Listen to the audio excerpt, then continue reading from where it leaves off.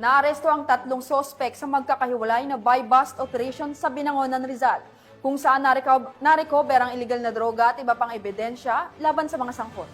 Patrolwoman ang Priscil May Urbano sa balita. Matagumpay na naaresto ng mga operatiba ng Binangonan Municipal Police Station ang 3 katao kabilang ang 2 high-value individuals at isang street-level individual sa magkahiwalay na operasyon laban sa iligal na droga. Unang isinagawa ang operasyon sa Barangay Darangan kung saan nadakip sina alias Kim at alias Mala, kapwa 24 taong gulang at kabilang sa listahan ng high-value individual.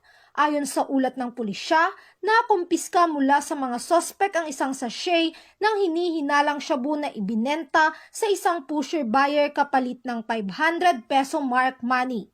Sa masusing pagkapkap, na-recover pa ang 3 karagdagang sachet ng hinihinalang shabu, pera, cellphone, motorsiklo at iba pang ebidensya.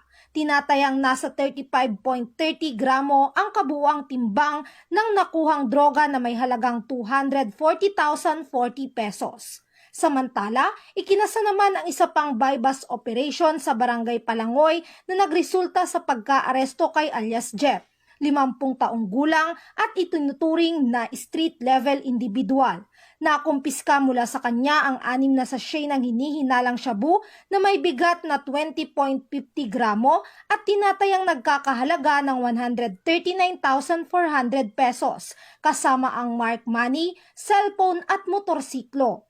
Nakahanda na ang pagsasampa ng kasong paglabag sa Republic Act 9165 o Comprehensive Dangerous Drugs Act of 2002 laban sa 3 naarestong individual.